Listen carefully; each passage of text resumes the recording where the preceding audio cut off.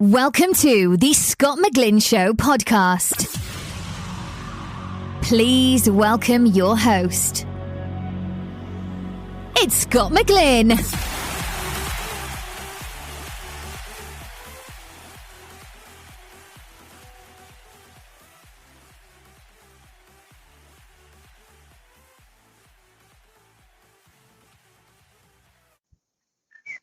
Welcome back, guys, to the Scott McGlynn Show on episode 96. Can you believe it? And today we have Lianne Sanderson. How are you, hun?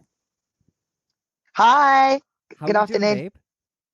I'm doing great. I'm literally just sitting in my back garden in London. I never would have thought that I would be bringing the Los Angeles sunshine with me, but it's been really warm here. I can't actually believe it. Usually when I come home, it rains all the time. So I'm really just soaking up the sun in the back garden. It's amazing. I know. You brought it over, and I can't thank you enough for that.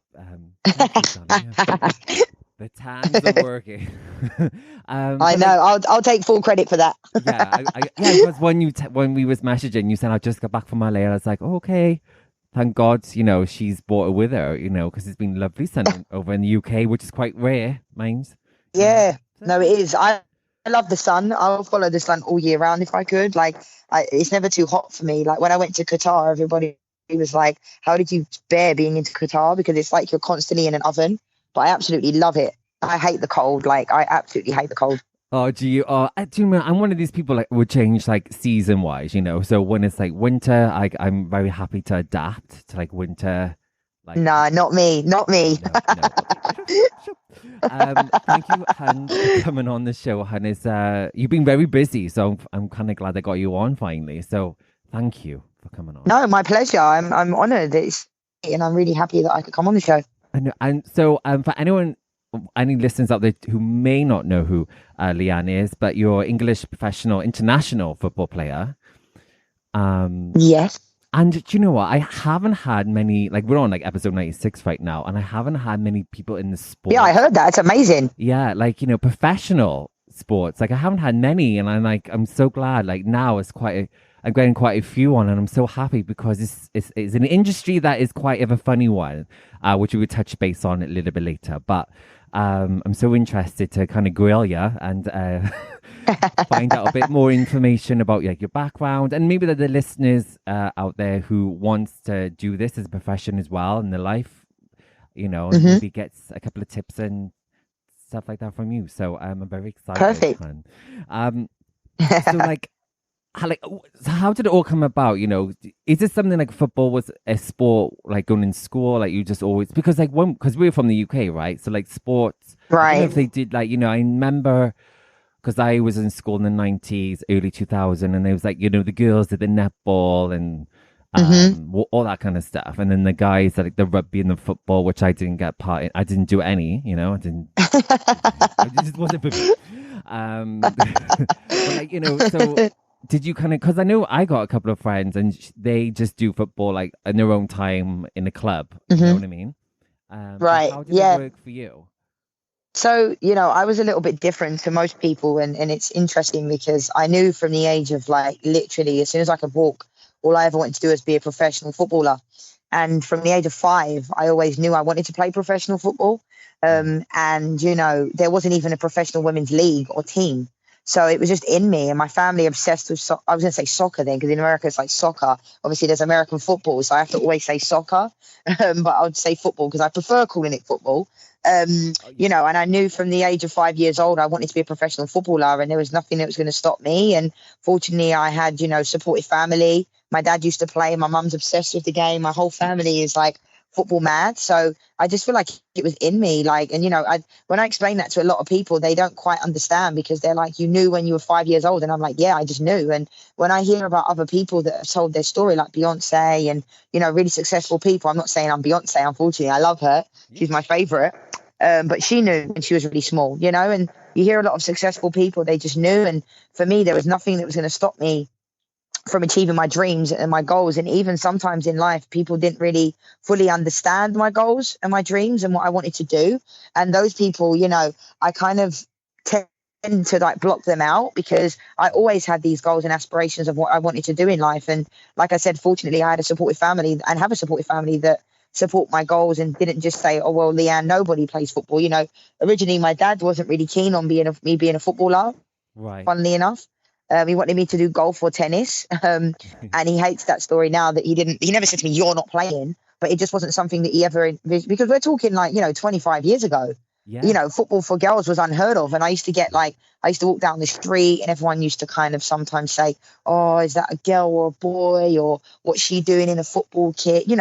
Just things like that were not very nice, because I just thought, oh, I love football, and why am I any different to the boys? Like, my friends were great, but I just feel like it was just this constant battle of like trying to like almost like not fit in, but just like, oh, I'm a girl and I love football. And when they saw that I was good, I feel like people's perceptions changed. You know what I mean? Because they'd be like, oh, do you want to play with like, why do you want to be on the girls team? And then as soon as I kick the ball, they soon then shut up. Do you know what I mean? Yeah. And I honestly like the girls like play like so much better than the boys sometimes. You know what I mean? So don't. Yeah, I mean, it's like a completely different sport, but Yeah. I just think it's great now that there's actually like professional leagues, there's professional teams, the games are on the TV, and there's a lot more girls. It's like the fastest growing sport in England for like youth football for girls and stuff like that. And it's no longer seen as like weird for girls to play football. And I like that, when I was growing up, I played for a boys team because there wasn't any girls teams, and I absolutely loved it. And then from the age of 6 till 9, I was the only girl on an all boys team, and my teammates were great to me.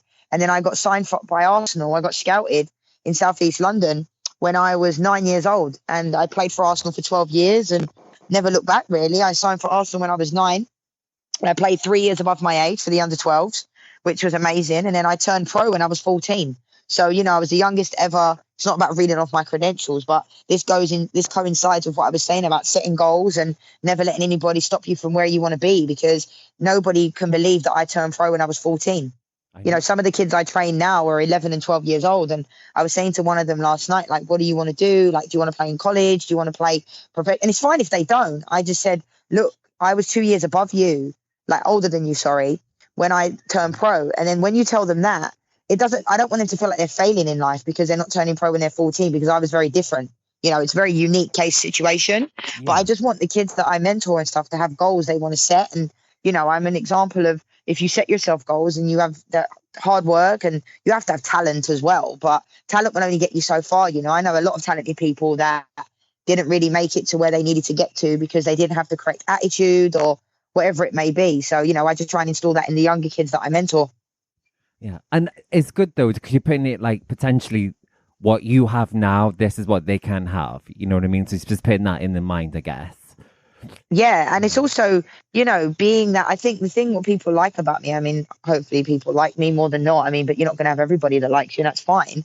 But, I'm quite relatable, and no matter what I've done in my career, I'm very grounded. I love life, I love people, and I love meeting new people, but I also believe in myself.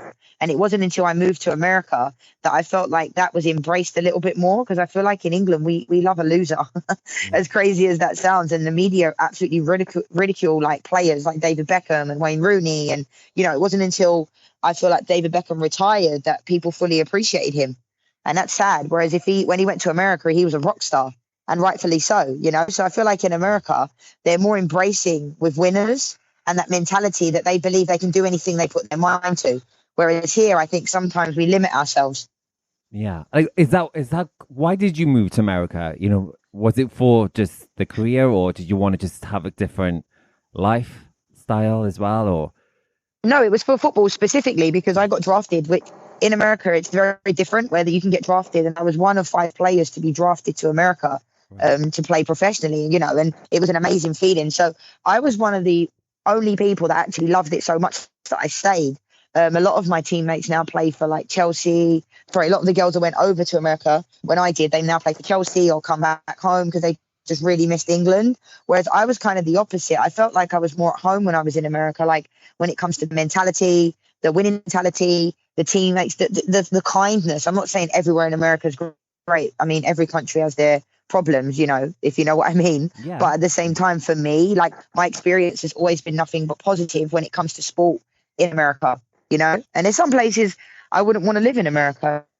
They don't accept people like myself. And, I've had some not so great experiences with stuff like that, but I choose to just not live there. But for the most part, I've had some great experiences in America, and it was the best decision I think I've ever made in my life moving to America because, like I said, I felt more embraced as an individual as well. Like people allow me to be myself. And I'm not saying in England people didn't allow me, but like even when I wanted to like cut my hair, people were a little bit, do you know what I mean, Scott? A little bit like, oh, sure you want to do that? Whereas in America, like, go for it. Do you know what I mean? Like they in England, people put doubt in my mind where it's like something so simple where you're like, oh, I'm going to cut my hair. People are like, oh, but you've got such nice hair. And whereas in America, they're like, go for it. Do what you need to do. Whatever makes you happy. Yeah. Oh, do you know what I mean? So it's like things like that I really like. And I just like the fact that in America, you know, people, like I said, it depends where you go. But people, you get into a lift or an elevator and people are like, good morning, have a nice day. You know, and Americans are not all what you see on like TV where they're just extra all the time. It's like, I kind of like that when you walk down the street and people say hi and just like have a good day. Yeah. Whereas in England, like I go for a run every day and like people just put their head down. And I'm like, why are we like that as a culture? I'm not saying everyone in England's like that, but I'm like, if you walk past somebody, I'm not saying you need to start being like, hi, like you're the queen. But do you know what I mean? I feel like we're very closed off. Yeah, I agree, honestly. Like, I walk my dogs, and I don't know what it is with dog walkers and stuff, but like, they just like, you know, just come over, you chat, you interact, you know? But I understand. I say good morning to people. Like, when I go out, you know, for a coffee in the morning, you say good morning. You know, you just do. It's just like... Yeah. I know. I get it. No, I know. It's strange. It's just strange to me. It's weird. It's odd. Yeah. Where do you spend most of your time now? Because you're back in England now, but are you over there? Yeah, most of my time, I mean, I was in Italy for 2 years. I left Juventus in July. And like most of my time, I mean, for the last 10 years of my life, I would say probably around 7 to 8 years has been spent in America. Because I usually go and play. I usually live wherever I play. So I've lived all over America. Like I played in Orlando, I played in Portland, Oregon, you know, and the only time I really left is when the league folded in America and I went to play in Spain, in Barcelona, which was amazing. But yeah, that's where I would say, you know, my home is where I live, and I'll be heading back to New York. Like once this craziness is over, I've come home now for a little while, and it's been nice being back in England apart from the jet lag. But it's been nice being at home with my mum and dad and, you know, spending time with them and just chilling really, and just nothing like home, right? Home comfort, your own bed, stuff like that. Yeah. So, but I've been in LA for like the last 6 months. Oh wow! I that's one place I haven't been yet. I really need to go. I'd love to go there. Yeah, it's an interesting place. I mean, there's so much.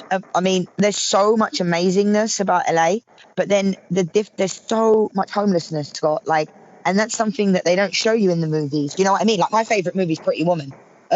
So, you know, I love it when I go down Wilshire Boulevard, like where the hotel is and stuff like that. And, you know, I love it. I love Beverly Hills, who doesn't, Hollywood Sign and things like that. But the homelessness and like the mental health in the city of Los Angeles is on a different level. And, you know, you'd be in some of the most wealthiest places where $20 million homes are. And then on the corner of the street, there's somebody in a tent, like that's homeless. Like, and it's crazy to me. And it made me sad, like when I would see that, because I'm like, I feel like in England we have homelessness, obviously, and it's sad. But like in LA, there's mental health that goes with that. You know, a lot of schizophrenia, people that just don't have any help because of the insurance in America, the health insurance. You know, you can't get health insurance. It's just sad. So there's a side to LA that I don't like. But then for the most part, I love the beach. You know, the beaches are beautiful. Everything is outside because the weather's amazing. You know, the rooftops and restaurants and things like that. So that's something I love about LA. But you should definitely try and get out there when you can, because it's one of those places where it's beautiful and you can go on like a road trip. San Diego, San Francisco is also really nice. I've heard about that. I heard I should be going there. Yeah, San Francisco is really nice. Yeah, I can't. I do need to go. Because my friend, I got my auntie and my uncle. They live in Washington, so I know it's like a train journey to New York. I think that's why I've been. Oh, Washington D.C. Yeah. Yeah, it's not far at all. I mean, it's like a 2-hour. I used to live in Washington D.C. I love that. It's really nice in D.C. Like really nice. I like that place a lot. You should definitely go visit. I know. I will. But I'm just going to I want to hear your thoughts on something, because I love how outspoken you are. I love what you stand for. I just love you as a person. So I just wanted to see your thoughts on because sports and being LGBT plus is it's all, I don't know what it is, because I've been in the industry for a long time as well as you, and you know, it's something Aries around this topic, right? Okay. What's your kind of like thoughts on it? Because when Tom Daly did it, I think it was a bit easy, but like some people had like bad comments. And anything you do, I think in your life, and you put it out there for the world to see, you're going to get negative and positive. That's just how it goes. Yeah. But and So Gareth you Bale, mean like somebody coming out? yeah, well, kind of, but like, no, I said Gareth Bale, but not him. He's not out, by the way. But Gareth Thomas, I mean, he. I don't Yeah, know I was like, what? yeah, I was That's gonna news say, to it's me. like, oh, yeah, no, what, wrong one. But Gareth Thomas, obviously he's Welsh, from Wales, like me, ex-rugby player. He's done so many amazing things. And then, I don't know if Yeah. you read this, unfortunately, when he was out in the rugby, he got beaten up just because he was a gay ex-rugby player. Yeah. What's your thoughts on this kind of stuff? Like, do you think they should just let all this kind of stuff go? Because if you're, like, professionally a footballer and stuff like this, and whatever like sport you do professionally, I don't know what it is. It's something like there's a cloud over it. It's just like, because you're in the sport industry, you can't be. And some people, obviously, people take a lot longer to come out because they might think it might affect their career in a way. Did you ever kind of think that? I know, no, I didn't feel that way, but like I said, I think a lot of it comes down to preference of what you want to do. And I think for me, like, I'll tell you my honest opinion, like I get asked this question a lot about gay, like male footballers, and why they don't come out and stuff like that. And I honestly don't think they feel protected enough, if I'm honest. I think that they don't feel like, with the whole racism, the amount of racism that there's been in this country, in the English Premier League this season, it's gone onto a different level. It's always been there, racism. But at the same time, like, I don't think the players feel like they're protected. And to be honest, like, there's this huge stigma around, in the women's professional football game. There's like, everybody thinks everybody's a lesbian that plays women's football, right? Which is not true. No, That's actually not true. Yeah. But there's a stereotype, right? Whereas in the men's game, it's the opposite. Oh, you can't be gay and be a footballer. And you mean to tell me, I mean, the statistics now, I think it's like 1 in every 4, correct me if I'm wrong, that actually are LGBT, transgender or gay or bisexual or whatever they want to call themselves, And to think that there's not one, people don't think there's one footballer that's gay. Come on now. Do you know what I mean? Like, please, in every team, I genuinely believe there's at least 2. Does that make sense? And for people to turn around and say that they don't exist, that really bothers me, because I don't hold it against them for not coming out, because it's scary. And I think everybody's journey is different. And it's no different to, I was the first ever female professional footballer in England to come out, right? Yes. Do you honestly think I was the only person at that time that was with a woman? Absolutely not. No. But at the same time, nobody felt like, people don't feel, there's different reasons. Some people's families don't accept it, and I completely get that. And just because I'm open with who I am, it doesn't mean people should feel forced. But I think some things that I've come into experience with, like in other countries, is that people feel like resent me in a weird way. They resent me because I'm able to be who I am, and they're not. And I know people in my teams that have been in relationships with people for 5-6 years and stuff like that. And, they're not able to be who they are. And I start to feel like they're resentful of me, because like when I'm on a team, people know I'm gay. And I've been on teams with my girlfriend, and I couldn't live my life like that, Scott. I could not live my life where my girlfriend was known as my friend. Oh, yeah. Do you know what I mean? Like, I couldn't do it. I understand why people do it, but it's such a huge burden. And I'm proud. Whoever I'm with, I'm like, this is my girlfriend and this is who I'm with. Even when I have boyfriends, everyone's journey is different, but I've always been very into the person that I'm with, and proud to be with them. And, when I'm with my girlfriend, like, or my ex-girlfriend now, like, we would, I was always proud to have her as my girlfriend. It was never, this is my friend, and people would be guessing. And living a life like that, where people are speculating and stuff like that. I've had teammates in the past where I've said, oh, like, how long have you and your girlfriend been together? I'm not prying. I've just seen them, out, like kissing or hugging or whatever in a club or a bar. And I'm like, oh, how long you been together? And they're like, we're not together. And then that makes it hard for me to trust that person, because I completely understand. But I'm like, I'm supposed to be your teammate. Does that make sense? Like, I'm like, I'm your teammate. Like, you should trust me. I'm not going to go up to your parents. If I see your parents at the game, do you honestly think I'm going to go up to them and say, oh, by the way, your daughter's got a girlfriend? Do you know what I mean? Like, Yeah. you wouldn't do that. So it's kind of like weird to me. So I just find the only things I've come into contact with is that people, I find sometimes get a bit resentful because the fact that I'm able to be open with who I am. But like I said, that's always how I'm going to be. But to answer the question that you asked me originally, like, I just hope that one day that we find, and I think it's coming sooner. I think it's gonna be sooner rather than later, where players in the men's game specifically can come out and be happy. And, you know, because players have come out, like Thomas Hitzelsberger came out when he retired. Robbie Rogers came out. He actually retired and then came out of retirement once he saw people actually accepted it. You know, and I just hope that one day there's players that feel like, because it can affect your performance.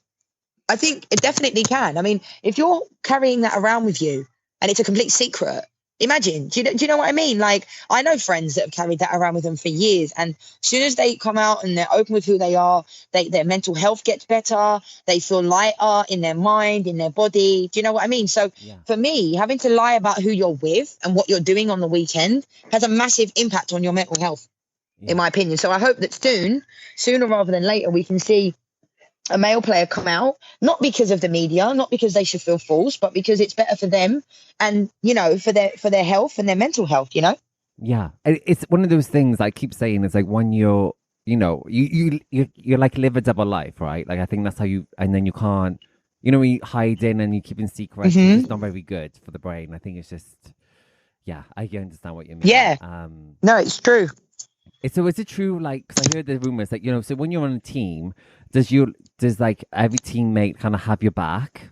Like, you know, you look after each other very, you know what I mean? Like, just kind of just take. Yeah, I mean, I've never, 100%. Like, I've been asked the questions before about, like, you know, how do your teammates find the fact that you're like gay and stuff like that? And I'm like, to be honest, you wouldn't really be in women's sports if you were homophobic.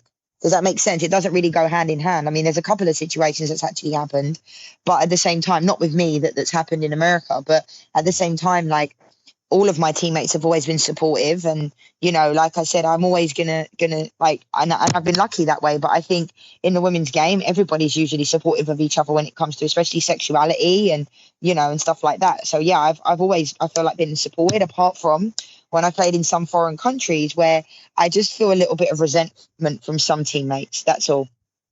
It's like a jealousy, you know, because a team might have signed you and they know that you're gay, and you do an article about being like openly gay, and, you know, you've got teammates that are with their girlfriends and they can't be open with who they are. So I start to feel sometimes a bit of resentment, and I don't know if they realize it, to be honest. I don't know if they realize it, but I notice that sometimes people change towards me because they just think, wow, like, she's so happy because she's able to be who she is. And, you know, and I'm the kind of person, if people want advice, I mean, I'm not a psychologist. I get letters, I get people writing to me, parents, kids, about, you know, sexuality, and some of the kids want to tell their families. And I usually head them in the direction of an actual therapist or counselor, or, you know, a local community group that can help them, because I don't want to say to a kid, well, you know, tell your parents, because I did.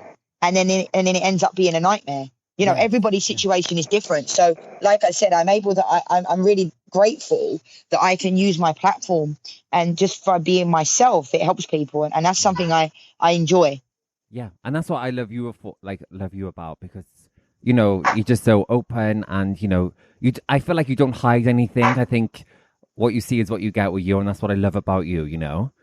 Yeah. No, I mean, I don't know any other way to be. And it's just how I've been raised, you know, I've just been raised that way. And it's like, you know, sometimes people say, I had a couple of people say to me, oh, you're like the Piers Morgan, the female Piers Morgan. And I'm like, don't think so, really. I'm not really controversial. I'm just saying what you guys would usually want to say. Do you know what I'm trying to say? Like, does that make sense? Like, I'm just kind of saying what people want to say, but they feel scared to say it. And, you know, I think sometimes I've learnt to pick my battles as well, because I'm always that person that people say, oh, Lianne, will you say this? Or, you know, and I'm thinking, you think the same as me. And then sometimes you get left hung out to dry. Do you know what I mean? When it comes down to it, and you think, I'm not going to be that person that fights all the time. You there needs to be other people that speak up as well. So I've learnt to kind of pick my battles a little bit more, unless things really bother me, you know? Yeah. And is this more of a thing that like not affects you, but like you feel real passionate to kind of speak up and say something, you know, and Yeah. that's great, Han. You know, it's good to do, and that's why people look up to you. I think very much because I know people are very positive and give you loads of positive feedback and everything. That's why people love you. So Yeah, you no, can't it's nice. thank you Thank you enough for for that. saying that. Yeah. No, thank you for saying that, because I think sometimes people in my career have had a hard time telling me when I've done something good. I think as I've got a little bit older, people are a bit more like, actually, it's quite nice. But I think for people's first impressions, maybe because of my mohawk, I look intimidating, but I'm really not.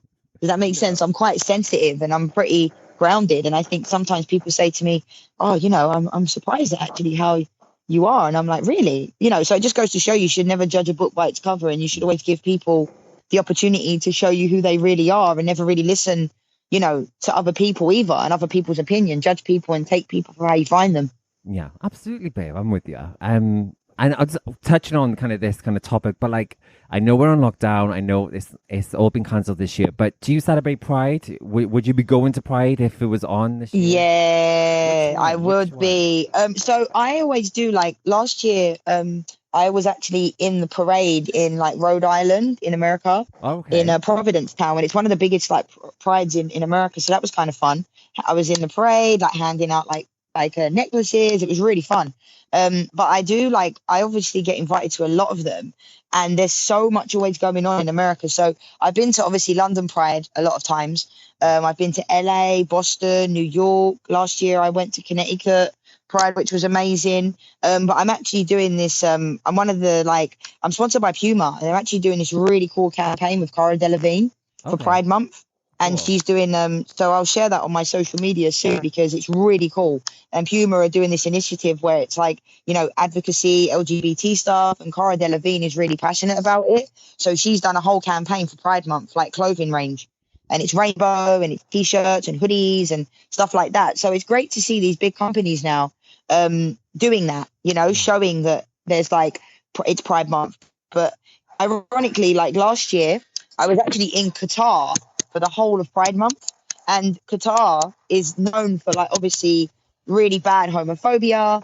There's a law there that you can actually kill people for their sexuality and Okay. stuff like that. And Right. it was kind of ironic that I was in Qatar during Pride Month. But I can honestly tell you, Scott, like, people tell me, "Oh, don't go there. They don't like people like you." But it was one of the best experiences of my life. And I feel like I was able to go there and change people's perceptions Well, of gay did people. they do a Because I Pride? think if you No. respect, no, Oh they no, didn't they have a Pride didn't. when I was there. Oh no. Right. Okay. No, but I was there doing TV work. But like I Oh. said, like, it was kind of ironic that I was taken away from my Pride Month, which is usually a fun month. Yeah. And I was, in Qatar, which is known as one of the most kind of like homophobic countries. The laws are not very good. But for me, it was almost like destiny, because I feel like I was able to change people's perceptions of people like myself and, the LGBT community. And that's what I'll continue to do. Because a lot of people were saying to me on Twitter, a handful of people, "I can't believe you're going to a country like that who has those kind of laws." But I'm like, for me, I don't think you can make change unless you're in a place. And that's why I was quite proud to have gone there. But last year, actually, it was during July. I actually Right. held I had a pool party. I hosted a pool party for Pride Month, which was kind of cool, in New York, in Fire Island, which is like a really gay like island in the middle of the water, which you definitely have to go to, Scott, if you have a chance. Yes, honey. So that was Next fun. year, put me on your guest list, darling. Next year, Okay, I'll be there. already done. Love it. Oh, and yeah. How's you feeling though about? Because obviously a lot of people doing Pride, online and stuff like that. So you're just gonna try and interact that way. Yeah, Yeah. I've been asked to do a lot of like online Zoom stuff, and there's going to be some drag shows that they want me to like be a judge on and stuff like that. Oh, So that's going to be kind of cool. So yeah, I'm going to stay active like that. I mean, yeah. it's obviously an unusual time for everybody, and it's kind of like sad, because obviously, like, people say, "Well, you guys, like, you can celebrate all the time." And some people often say to me, like, why do you feel like it's necessary to have like gay bars and plus stuff like that? I'm like, you have no idea how it No. feels to be stared at all the time when you're kissing your girlfriend or boyfriend, or it just takes away that extra stress. Like, if I be with my girlfriend and we're in like a straight bar and we kiss, you get so, even now, like, no one might make any comments, but people just stare. And I'm like, do you have any idea how powerful it is when you go to Pride and you just see everybody being able to be who they want to be? Like, it's so beautiful and it's amazing to be part of and it's amazing to see. And I don't think people fully understand how that feels to grow up like some people do and feel like a complete outsider and an alien. Whereas at Pride, everybody, you know, I've seen the most crazy things at Pride, you know, and everybody can be whoever they want to be. And it's amazing because I'm sure a lot of people that have grown up that are different, they feel like, you know, like I said, an outsider and not good. And it's amazing to see. And I also see a lot of people going to Pride on their own, which again is amazing, you know? Yeah. And I don't know about you, but like every time I go now, I it's more like a reunion for me, like people I haven't seen in for like 10 years. Yeah. Like I feel like, oh, hey, like we used to go clubbing, you know, when I was in my 20s. Hey. Like that's how it feels. And that's what I love about it, I think. Yeah. I go to the local one, you know, and try and go as much as possible. But obviously I always try and make sure I'm free for my hometown one. But yeah, I always find that. And it's lovely. Like, but I know what you mean. My glitter will have to hold to next year. So hold off. Yeah. My car would I know. Jeez, I guess everywhere, Lianne. I guess everywhere. Right. Before I'm gonna love you and leave you, I'm gonna I put out a tweet on Instagram and literally on my social. So I asked people to get some questions going. I want to know a couple of things about you. So I stayed away from the naughty ones. So sorry. So we're just gonna keep to regular, nice questions. So good idea. Yeah. God, guys, it's not that kind of show. So Joe's asked, I think it's from Instagram, I think. So Joe's asked, in this lockdown, obviously, it's so much to be doing at home and things like that. But she goes, what Netflix recommendations do you kind of recommend? Okay. So yeah, I'm a big documentary person and like psychological thriller, and Ozark was actually recommended to me. And I started watching that the other week and I really like it. But my favorite show of all time is The Money Heist. And that's my favorite show on Netflix. So that is definitely a recommendation that I would definitely give. So The Money Heist is the best show for me. And I love Scandal. But Scandal's not on Netflix anymore. I think they took it off. Oh, I hate when they do that. But there we go, Joe. That's what Lianne recommends for you to watch. So check her a tweet out or whichever, you know, Instagram, and let you know how you get on with that one. You still there, babe? Yeah, it disappeared for a second. Okay. I'm here. Sorry.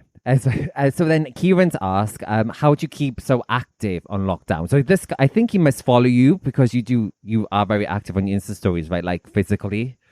But he wants to know how can he kind of be active in this lockdown? Yeah, I get asked this question a lot because I think for me, to be honest, I'll be completely honest with you as I always am. I've been going through a really tough breakup for the last couple of months. And so my fitness is something that I've really started to focus on more because it allows my mind to kind of like be free. So I'm more active now than I ever have been before. I've like lost weight and stuff like that, you know, and I find that running is really good for my mind. So that's why I've upped my fitness and my training. But I think for somebody that's just starting out, I think you just have to start somewhere and don't always be the person that, you know, says, I'm going to start tomorrow. I'm going to start tomorrow. Start today. Does that make sense? Because I think everybody's in that situation. I mean, I have days where I'm like, I don't want to train today.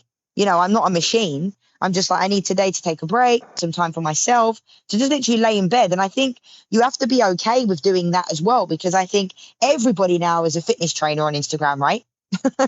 Everybody's a fitness trainer. Everybody's doing this that they wouldn't usually do. Whereas I actually do that stuff anyway. Does that make sense? I train my kids. I always put videos and stuff like that on there, but I don't want people to feel like they're not succeeding in life because they see everybody active and doing all this fitness stuff. And it makes them feel like they're just not really doing the right thing because every 5 minutes you're going to the fridge. Does that make sense? Like everybody's done the same things during this time. You know, I've eaten like 4 dairy milks in one setting, in one situation, like, you know, so it's like everybody's human. But I think for people that are just starting out, just start somewhere and start today and don't keep saying, oh, I'm going to do this tomorrow. I'm going to do this tomorrow. Yeah, do it today. I'm with you though, honey. You know, like I watch them and a lot of celebrities is doing that, you know. Right. just on And it's good, it's a positive thing. Yeah. But I just think that I don't want people to feel like they're not succeeding in life because they're just sitting. Sometimes I watch the celebrity ones, I watch Mark Wright. I don't do them because I do my own workouts. I like watching them. It's quite entertaining. Yeah, exactly. Yeah, but like I just basically just don't feel bad because you're sitting watching them. Like if you want to have another Mars, because enjoy it. Yeah, yeah, It's true. So I got one from Sarah, and she's asked, "What's a normal day life for you?" So I'm assuming this is obviously not in lockdown, like kind of just an everyday kind of feel. So okay, so when I'm training on my team, I wake up. I have breakfast. I'm not a big eater in the morning, but and then I go to training. I have to be at training usually at 9:30 in the morning, and I'm there probably from like 9:30 till midday, and then training, then some lunch. Then I like to do in my spare time. I like to go to concerts, and I like to go to the cinema. So I do a lot of stuff where you're kind of off your feet, because when you're such an active person, when you're training and when you're playing on the team and you have a game to prepare for, I try not to do overstimulation. Do you know what I mean? I try to do things that's quite like calm and relaxed. Like I love going to spas. I love jacuzzis. I like to pamper myself. So, but usually I don't really sleep that much. And that's like something that's, I guess, not good, but it's because my mind just like goes all the time. I'm always thinking all the time, what can I do next? What can I do to be better tomorrow? What can I do for my sessions for my kids? Like my brain doesn't stop. And unfortunately, my mind is overactive at nighttime. So that's why I have a hard time sleeping. But that's pretty much a day in the life of me. I'm always busy. I'm always doing something. But then I also like to have some time on my own as well. Yeah, I like that though. I like to have some me time, just literally switching off from everybody and just have me time, Yes, it's important. Yeah. It is. How many hours do you get a night's sleep then? If you Well, usually I try to get at least 8 hours, but since I've been home, I've been averaging like 4 hours because the jet lag has been a nightmare, because obviously it's 8-hour time difference, and trying to go to bed at midnight is 4 o'clock in the afternoon. So my body thinks I'm just napping. So say I fall asleep at midnight, I'll wake up again at like 2 or 3 and then be up all night. But it's got a little bit better as time's gone on, but I can usually sleep, Scott. Like I actually can sleep. I love like resting, and especially when you have such an active lifestyle, like you realize as you get a bit older, like I can't do all nighters anymore. I can't go to nightclubs 2 nights in a row, or go to bars and drink 2 nights in a row. I have to like really make sure now, because I get hungover really easily. I'm not really a big drinker, but when I do have a day off or when I go out, I'm like, I can't drink like I used to. And I'm not even old. I'm feeling for you, Han, because obviously when you get back to New York, you're gonna have all this jet lag again. I feel sorry for you already. Do you know what though? It's actually much easier going back than it is coming here. For whatever reason. They say that's a real thing, but it usually is, to be honest. But I'm not heading back there anytime like right now, so I'm gonna make sure I'm on England time. Okay, so we got one from Karen, and she said she's tweeted, she goes, she has the coolest hair. What's the secret? And she has cool hair, by the way, Karen. I love her hair. So like, okay, well, especially now, because like yeah. Well, the thing is, I've learned to do a lot of things myself during this time. Like I've learned to do my nails myself. I learned on a tutorial. I learned to not that you need to learn to cut your hair, but with the clippers on the sides. I've gone through different phases during this lockdown, because obviously you can't have people cut your hair. But I think for me, like it's always obviously important to have a good hairdresser. And I've had the same hairdresser doing my color for literally for probably around 12 years. I've had the same hairdresser in London, but trying to find a person when I'm moving so much in America is quite hard. So I don't really trust many people with my color, because I've had some people that have made my hair go so many different colors, and I'm quite a perfectionist with my hair. Not so much the sides when it's like buzzed, but the color, So yeah, the tips are get yourself a good hairdresser. And also I find my own style. Like I don't really copy anybody. So like if I want to do something, then I just do it. Yeah. I don't think, oh, well, this person's done it and I'm going to do it. I usually look up like men's hairstyles sometimes to see what kind of fade I want and stuff like that and things like that. But I just, So the tips are get a good hairdresser. And that's about it. Yeah. Just embrace what you want to do. Just do it. Right. I think. Yes. And you have to carry it, because people, whenever I do my hair a certain way, people say, oh, do you know what? You look really good. But if I did that, it would look terrible. And I'm like, do you know why? because you think it would look terrible. Yeah. I genuinely do not care what people think of my hair. And what I mean by don't care, I'm doing what I want to do. So if someone says to me, I don't like your hair like that, not that they really do, I honestly don't care because I like it. Do you know what I mean? So it's more like you have to own it. Whereas if you don't own it, it opens people up to say, you know what I mean? To say, oh, actually, I don't like it either. You know what I mean? Whereas I'm just like, oh, I don't even say, oh, look, I have my hair done, guys. I just walk into training, or I'll go somewhere and they'll be like, oh, you look, the hair looks nice. But if I did that, it looked terrible. And like I said, it's because you think it would. Yeah. Just embrace it, darling. That's the only thing, right? Just embrace it. Yes. Whatever it is, embrace. I like that. Yeah. And then Lissy says, she goes, what is your favorite training routine? Okay, so I like anything to do with football. So I just trained this morning with a coach actually near my house, and it was amazing because I got to train football specific stuff. I've decided during this time I'm going to test myself. So on my Instagram, I've been doing a lot of sessions with Olympians and boxers and stuff like that. Every Sunday, I've been challenging myself to do different workout routines. And to be honest, I've actually really enjoyed it because I hate doing things like core and planking and those kind of things and strength work because it's like painful, right? Yeah. But I actually have enjoyed stepping outside my comfort zone and doing like, because every Saturday I have my online football Instagram lives with a footballer. And then on the Sunday, I have them with an athlete that's not football. And it's really been fun, like learning different things and different techniques of what people do and stuff like that. It's been really good. Yeah. So like, if you was at lockdown and you didn't have that access, like what would you do? Like a couple of sit-ups, push-ups kind of thing? So you got a bike thing, right? Like you got a... Yeah, but I didn't have that before. Like when I was on lockdown in Hollywood, like I made one of my bedrooms actually. I took out everything and made it into a room of football, a football room. And it was amazing. And I was doing all my stuff inside used to be the bedroom. And I moved my bedroom into I made my one bedroom into a studio apartment. And and it was amazing. Like I had a great time. But during this time, what I think people need to realize is that one, you don't even need a gym membership to stay fit because you can do a lot of stuff like without any equipment. And that's one thing I've learned as well. Like you can do a lot of body stuff. Like all my sessions I do on the Sundays, you don't need any equipment.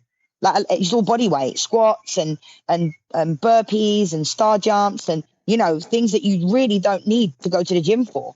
And I've realized that I do 20-minute hit sessions with whoever I'm doing it with. And I'm telling you, Scott, I'm sweating.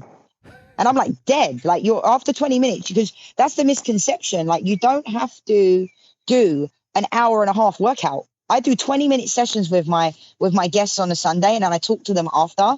And honestly, I'm dead. Like I'm so tired. I know.